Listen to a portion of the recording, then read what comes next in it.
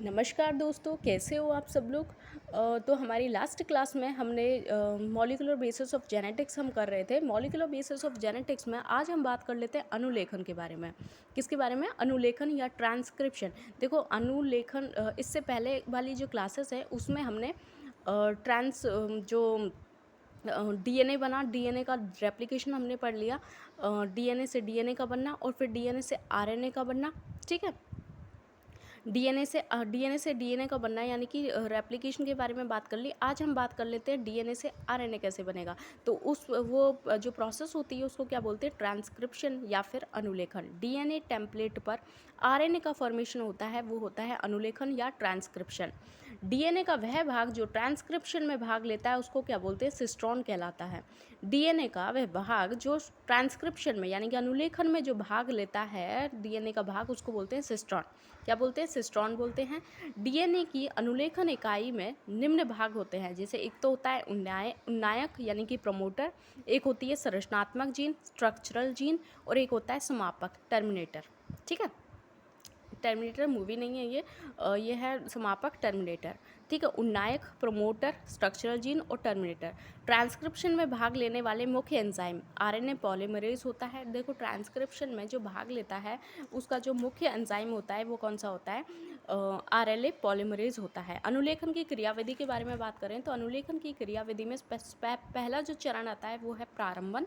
ये प्रारंभन देखो इनिशिएशन कैसे होता है। देखो इनिशिएशन में क्या होता है कि डीएनए पर प्रेजेंट प्रोमोटर जो स्थल हैं यानी कि इनिशिएशन जो साइट हैं, अनुलेखन की शुरुआत सिग्मा कारक की सहायता से, किसकी, कौन सा कारक है?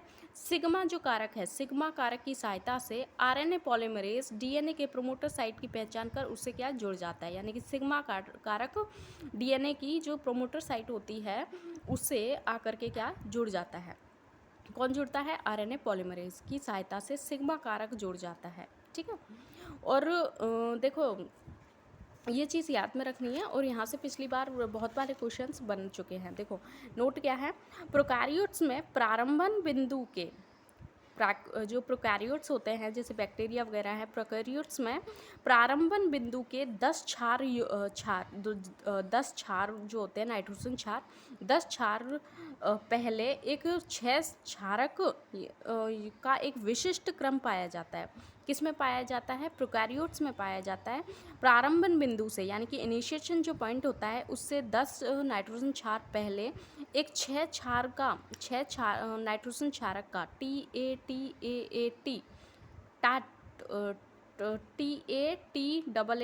ये पाया जाता है। 6 नाइट्रोजन क्षार युग्म होता है।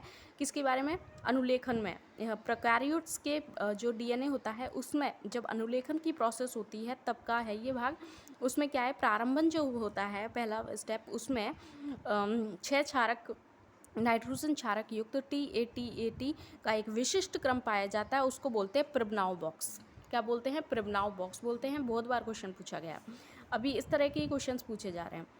प्रोकैरियोट्स में प्रारंभ, देखो ये तो बात की थी किसकी? प्रोकैरियोट्स की। अब बात करते हैं यूकैरियोट्स में। यूकैरियोट्स देखो प्रिबनाव बॉक्स पूछा गया था, ठीक है, अब हो सकता है यूकैरियोट्स में पूछ लिया जाता है। यूकैरियोट्स में भी प्रारंभन बिंदु के कितना 20 नाइट्रोजन क्षारक पहले एक 7 नाइट्रोजन क्षारक का, वहाँ पे 6 नाइट्रोजन क्षारक का था, यहाँ पे 7 हैं। चार बार ए, यानी कि ये वाला जो है 7 नाइट्रोजन क्षारक का विशिष्ट क्रम पाया जाता है, जिसको बोलते हैं टाटा बॉक्स या फिर हॉगनेस बॉक्स। हॉगनेस ने खोज की थी इसीलिए इसको बोलते हैं हॉगनेस बॉक्स या फिर टाटा बॉक्स। ये टाटा बॉक्स या हॉगनेस बॉक्स तो होता है यूकैरियोट्स में, और प्रिमनाव बॉक्स होता है किसमें? प्रोकैरियोट्स में। ठीक है, इम्पोर्टेंट है। डीएनए की अब बात कर लेते हैं। डीएनए की एंटीसेंस स्ट्रैंड पर 5 to 3 दिशा में ट्रांसक्रिप्शन होता है। देखो डीएनए की जो एंटीसेंस स्ट्रैंड पर 3 to 5 फिर पैरेलल है तो 5 to 3 दिशा में ट्रांसक्रिप्शन होता है। एंड जो एंटीसेंस स्ट्रैंड के नाइट्रोजन क्षारकों के सामने पूरक न्यूक्लियोटाइड्स आकर व्यवस्थित हो जाते हैं। ठीक है, जैसे सी के सामने जी लग जाएगा, इस प्रकार से। अब बारे में बात कर लेते हैं हम किसके बारे में? दीर्घीकरण होता है। दीर्घीकरण में सिग्मा कारक पृथक हो जाता है, आरएनए फॉर्मेशन बंद होना स्टार्ट हो जाता है। आरएनए फॉर्मेशन बंद हो जाता है। समापन देखते हैं तो आरएनए पॉलीमरेज जो एंजाइम है, समापन में देखो आरएनए पॉलीमरेज जो एंजाइम है, मेन एंजाइम तो आरएनए पॉलीमरेज ही है इसमें, तो डीएनए से पृथक हो जाता है, वो डीएनए से पृथक हो जाता है। देखो यूकैरियोट्स में क्या होता है कि आरएनए पॉलीमरेज एंजाइम स्वयं ही समापन स्थल को पहचान कर डीएनए से पृथक हो जाता है। यूकैरियोट्स में क्या होता है, आरएनए पॉलीमरेज एंजाइम स्वयं ही समापन जो स्थल है उसको पहचान लेता है और डीएनए से पृथक हो जाता है। परंतु प्रोकैरियोट्स में क्या होता है, एक समापन स्थल को, रो फैक्टर जिसको बोलते हैं, समापन स्थल को रो फैक्टर द्वारा पहचाना जाता है। किसके, देखो स्टार्टिंग में तो सिग्मा फैक्टर लगता है, और लेकिन समापक जब होता है तो प्रोकैरियोट्स में क्या है, रो फैक्टर के द्वारा इस जो समापक स्थल है उसको पहचाना जाता है। रो फैक्टर जिसको बोलते हैं, रो फैक्टर, ठीक है, क्या बोलते हैं, रो फैक्टर बोलते हैं, रो फैक्टर, ठीक है। और विशिष्ट प्रोटीन है जो कि समापन स्थल को पहचानने में आरएनए पॉलीमरेज एंजाइम की सहायता करता है, ये रो फैक्टर, ठीक है। पश्च अनुलेखन रूपांतरण, देखो अनुलेखन हो गया, अब पश्च अनुलेखन, अनुलेखन के बाद में जो रूपांतरण होते हैं, तो क्रियाशील एमआरएनए बन गया। क्रियाशील एमआरएनए बनाने के लिए देखो एमआरएनए बन गया, लेकिन इसको क्रियाशील भी तो करना है ना, तो क्रियाशील बनाने के लिए इस यूकैरियोट्स में निम्न बदलाव होते हैं। कैपिंग और टेलिंग होता है, किसमें होता है, यूकैरियोट्स में। देखो कैपिंग और टेलिंग में क्या होता है, एचएनआरएनए, जो ये एचएनआरएनए बना है कि 5 एंड देखो जो एचएनआरएनए बन गया हमारा, एचएनआरएनए के 5 एंड सिरे पर 7 मिथाइल गुआइनोसिन जोड़ा जाता है, 7 मिथाइल गुआइनोसिन जोड़ा जाता है, और इस प्रोसेस को बोलते हैं कैपिंग। और 3 एंड सिरे पर एडिनाइलिक एसिड के 200 न्यूक्लियोटाइड्स जोड़ करके इसको स्थायी बनाया जाता है, और जिसको बोलते हैं टेलिंग। और 3 एंड सिरे पर एडिनाइलिक एसिड के 200 न्यूक्लियोटाइड जोड़ करके इसको स्थायी बनाया जाता है, और इसको बोलते हैं टेलिंग। तो कैपिंग और टेलिंग ये चीज़ होती है। स्प्लाइसिंग क्या होता है, एचएनआरएनए जो बना है वो से क्रियाशील एमआरएनए का निर्माण होता है। जो एचएनआरएनए होता है उससे क्या, क्रियाशील एमआरएनए का निर्माण होता है। इसमें क्या होता है कि नॉन कोडिंग पार्ट को राइबोन्यूक्लियस की सहायता से हटा दिया जाता है, तथा कोडिंग भाग को आरएनए लाइगेज एंजाइम की सहायता से जोड़ दिया जाता है। देखो नॉन कोडिंग को हटा देंगे, कोडिंग को इसमें जोड़ देंगे।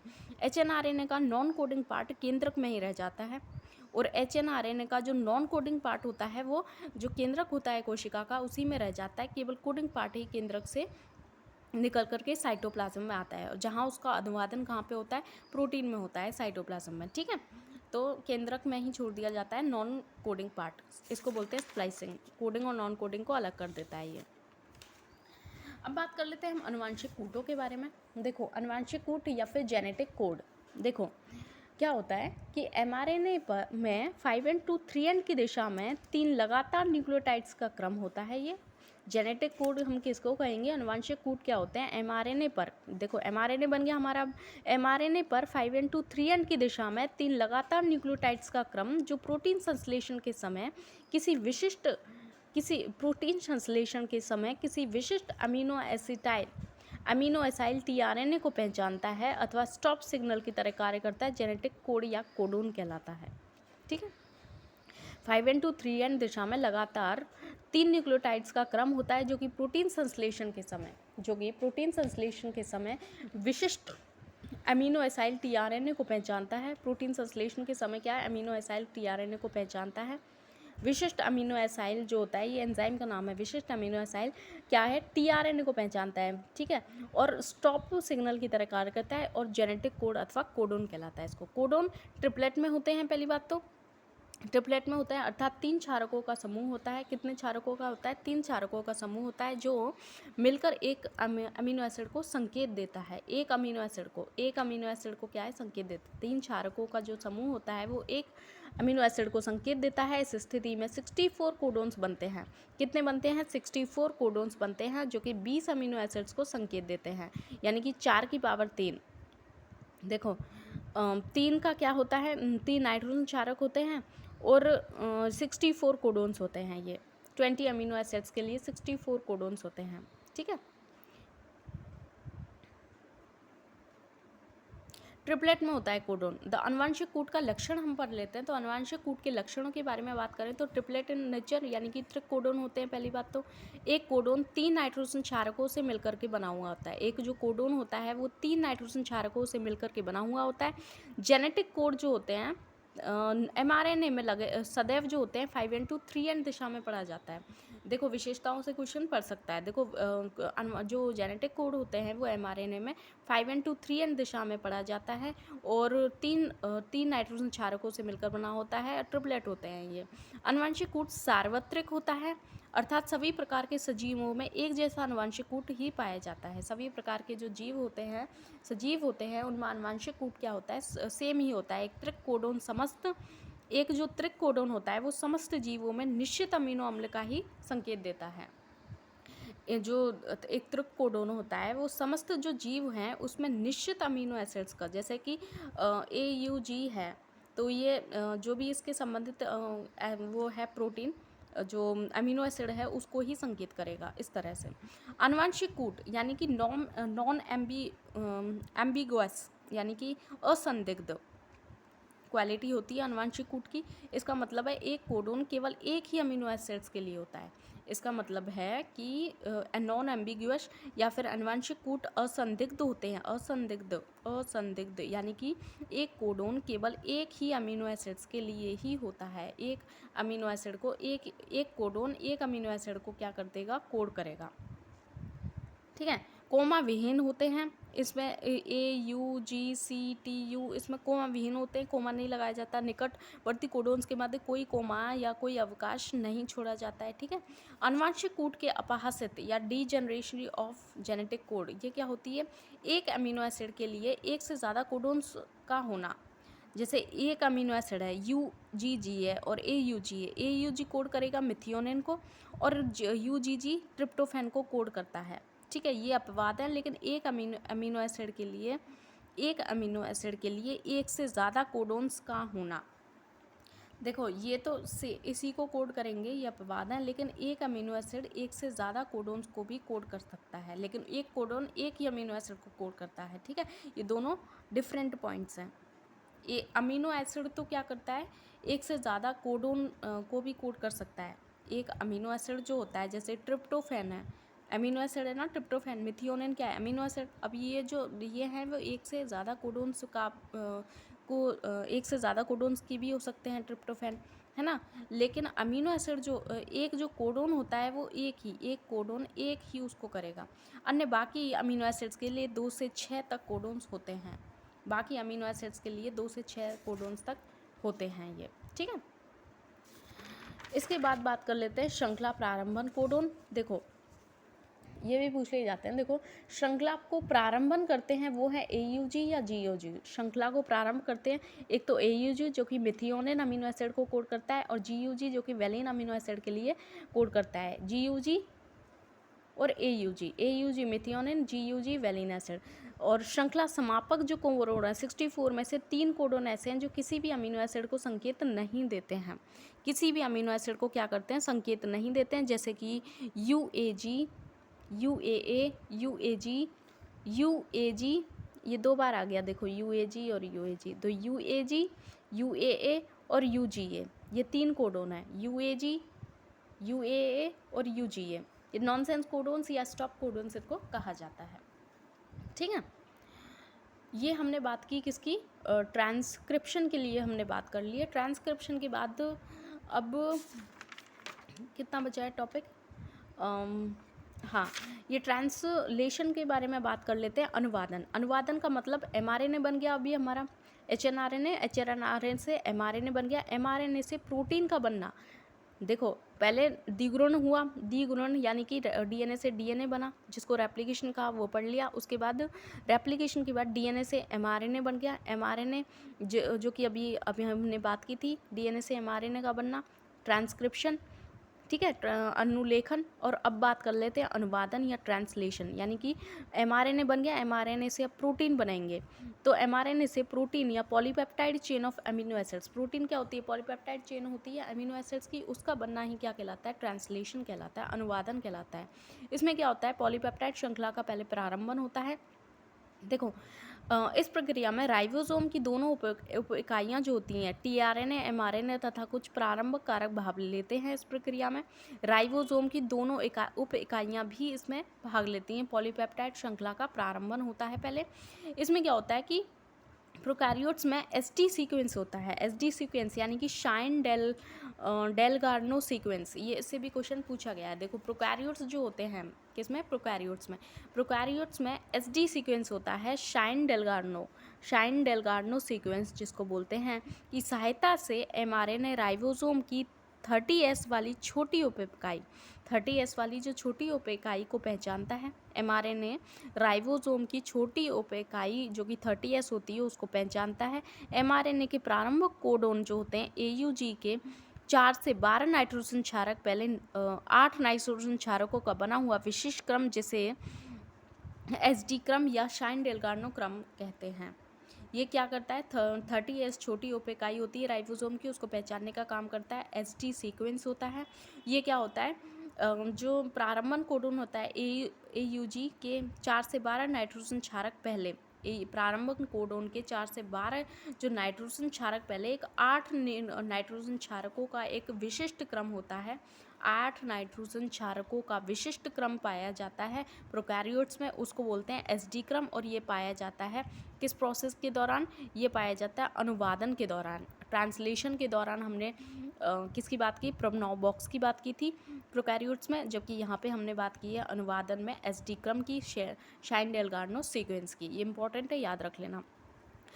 क्योंकि आजकल जो क्वेश्चंस पूछे जा रहे हैं RPSC के द्वारा, वो इसी तरह अंदर से लिए जाते हैं क्वेश्चंस। एक एक चीज़ को बहुत ध्यान से पढ़ना होता है। श्रृंखला दीर्घीकरण, देखो श्रृंखला का दीर्घीकरण होता है, उसके बाद श्रृंखला समापन पद में क्या होता है, श्रृंखला का समापन कैसे होता है, एमआरएनए पर राइबोसोम की गति के कारण, एमआरएनए का कोई भी नॉनसेंस कोडोन साइट पर उपस्थित नहीं हो पाता है, तो प्रोटीन संश्लेषण उसी बिंदु पर क्या होता है, समाप्त हो जाता है। ठीक है, अब बात कर लेते हैं जीवाणु के प्रोटीन संश्लेषण के कुछ अवरोधक। ठीक है, जीवाणु के प्रोटीन संश्लेषण के कुछ अवरोधक। जीवाणु में प्रोटीन संश्लेषण के कुछ अवरोधक हैं, जैसे टेट्रासाइक्लिन है, स्ट्रेप्टोमाइसिन है, क्लोरमफेनिकोल, एरिथ्रोमाइसिन, नियोमाइसिन। ये क्या करते हैं, ये जो दवाइयाँ होती हैं, ये दवाइयाँ इसी हैं, ये क्या करते हैं, ये टेट्रासाइक्लिन वगैरह, ये क्या जीवाणु के प्रोटीन संश्लेषण को क्या है, अवरोध कर देती हैं। ठीक है, ये जो है tetracycline, streptomycin, chloramphenicol, erythromycin, neomycin. ठीक है, अब हम बात कर लेते हैं किसके, नोट है एक नोट, हम थोड़ा सा बात कर लेते हैं इसके बारे में। नोट्स क्या कहता है, यूकैरियोट्स जीन में कोडिंग भाग के मध्य नॉन कोडिंग भाग को इंट्रॉन्स कहते हैं। जो यूकैरियोट्स जीन होती है उसमें कोडिंग भाग होता है, और कोडिंग भाग के मध्य में जो नॉन कोडिंग भाग होता है उसको बोलते हैं इंट्रॉन्स बोलते हैं। जो टाटा बॉक्स होता है यूकैरियोट्स के प्रोमोटर क्षेत्र में पाया जाता है। टाटा बॉक्स किस में पाया जाता था, यूकैरियोट्स में पाया जाता है, टाटा बॉक्स या हॉग्नोश बॉक्स। ठीक है, यूकैरियोट्स के किसमें, यूकैरियोट्स के प्रोमोटर क्षेत्र में पाया जाता है, जो कि प्रोकैरियोट्स के प्रोबनॉव बॉक्स से समानता दर्शाता है। प्रोकैरियोट्स में प्रोबनॉव बॉक्स होता है। टाटा बॉक्स जो होता है या हॉग्नस बॉक्स की लंबाई 7 बेस पेयर होती है, जो प्रारंभन बिंदु से 20 अपस्ट्रीम होता है। अनुलेखन की प्रक्रिया के दौरान RNA पॉलीमरेज टाटा बॉक्स से जुड़ता है। अनुलेखन जब होता है तो उसके दौरान क्या होता है कि जो RNA पॉलीमरेज होता है वो टाटा बॉक्स से क्या होता है, जुड़ता है। बेंजर ने बताया 1962 में बेंजर ने DNA का संरचनात्मक इकाइयों के लिए 3 शब्द दिए थे। बेंजर ने 1962 में DNA के संरचनात्मक इकाइयाँ उसके लिए 3 शब्द दिए, सिस्ट्रॉन, रेकॉन और म्यूटॉन। सिस्ट्रॉन क्या होती है, संरचनात्मक जीन जो होती है उसको बोलते हैं सिस्ट्रॉन। रेकॉन क्या होती है, रेकॉन यानी कि DNA का वह छोटे से छोटा भाग जो पुनर्योजन दर्शाता है उसको बोलते हैं रेकॉन। रेकॉन क्या होता है, DNA का वह छोटे से छोटा भाग जो होता है जो पुनर्योजन क्या है दर्शाता है, उसको रेकॉन बोलते हैं। म्यूटॉन DNA का वह छोटे से छोटा भाग जो उत्परिवर्तन दर्शाता है, क्या दर्शाता है, उत्परिवर्तन दर्शाता है। सिस्ट्रॉन संरचनात्मक जीन, रेकॉन DNA का वह छोटे से छोटा भाग जो पुनर्योजन दर्शाता है, म्यूटन DNA का वह छोटे से छोटा भाग जो उत्परिवर्तन, म्यूटन यानी कि म्यूटेशन करेगा यानी कि उत्परिवर्तन दर्शाता है वह छोटे से छोटा भाग, रिकॉन यानी कि पुनर्योजन, रिकॉम्बिनेशन। ठीक है, छोटे से छोटा भाग जो DNA का जो कि पुनर्योजन दर्शाता है, सिस्टम संरचनात्मक जीन होती है। तो आज के लिए हम इतना ही बात कर लेते हैं। जीन अभिव्यक्ति का जो नियम है वो हम नेक्स्ट क्लास में बात करेंगे। ठीक है, तब तक के लिए धन्यवाद।